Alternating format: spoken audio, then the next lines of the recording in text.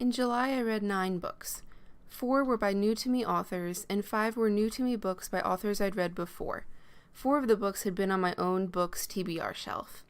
Regarding authors, 8 books were written by a woman, 1 by an author of color, and 1 by a queer author. Regarding main characters, 6 books had at least 1 woman, 1 had at least 1 POC, and 1 had at least 1 queer character. The primary genre spread was all over the place, with 4 fantasy and 1 each of romance, sci-fi, horror, contemporary, and mystery. Like June, my ratings fell along the whole range, with 1 5-star, 2 4 stars, 1 3-star, 1 2.5 star, 3 2 stars, and 1 1 star. The first book I read last month was Guardian of the Horizon by Elizabeth Peters. It is the 16th book in the fun Amelia Peabody Egyptian Archaeology Mystery series. I've been reading this series on and off for the last few years, and it's had its highs and lows. This book was a low for me. I often tuned out of the audiobook, but when I tuned back in, I really hadn't missed anything important. The book goes back in the series timeline, and it was frustrating to return to some of the issues that had wrapped up in previous books. It felt very much like filler. However, the narrator, as usual, brought Amelia Peabody to life. I've listened to many of the books, and Barbara Rosenblatt injects the humor and depth into the characters that I've enjoyed throughout the series. Overall, I gave the book 2 stars. Next, I finished Heidi Cullinan's Love Lessons series with book 3.5, Short Stay. It follows Baz and Elijah as they road trip and meet the characters from Cullinan's Special Delivery series. I loved revisiting the Special Delivery characters, especially Randy and Ethan. They sure do know how to throw a party, and Cullinan's writing makes me grin until my cheeks hurt. I gave it 4 stars.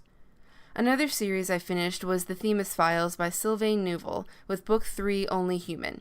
I loved the first book, but the series just flatlined in the end. Book 2 was mostly okay, except for what happened to Kara.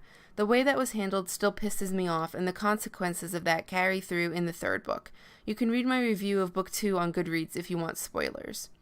In Only Human, the unnamed interviewer from the first 2 books was absent, and without him, a lot of the structure fell apart. The mystery aspect that drove the first book and a half was answered by this book, so a lot of the good tension was gone. I loved Rose's scientific focus and figuring things out in the first 2 books, and the philosophical dry humor counterpart in the unnamed interviewer, but that dynamic was gone in this book. The climax was just a fancily wrapped deus ex machina. The audio performance was still great and the best part of the reading experience. I gave it 2 stars. Next, I read Spinning Silver by Naomi Novik. I had read Novik's Uprooted, and my favorite aspect of that book was the validity and empowerment given to Agnieszka's magic style and how it made the dragon's magic even stronger. Novik took that theme and multiplied it in Spinning Silver. All 3 women main characters kicked ass, not in a literal sword-fighting way, but by knowing their strengths, taking confidence from that, and using it to navigate the obstacles in the way, even when, especially when, others didn't see or didn't value those strengths. I love seeing Jewish characters on the page, especially in fantasy. It was refreshing to see acknowledgement of Jewish hardships without making them the go-to source of conflict like so many other books do. I would have liked to see Irina's ending fleshed out, and some of the point of view characters seemed unnecessary. However, neither of these detracted from the overall experience of the story, and this book is probably my favorite read of the year so far. I rated it 5 stars. After starting it months ago and getting distracted by other books, I finally finished The Bell Jar by Sylvia Plath. I really like the lyrical beauty of Plath's prose.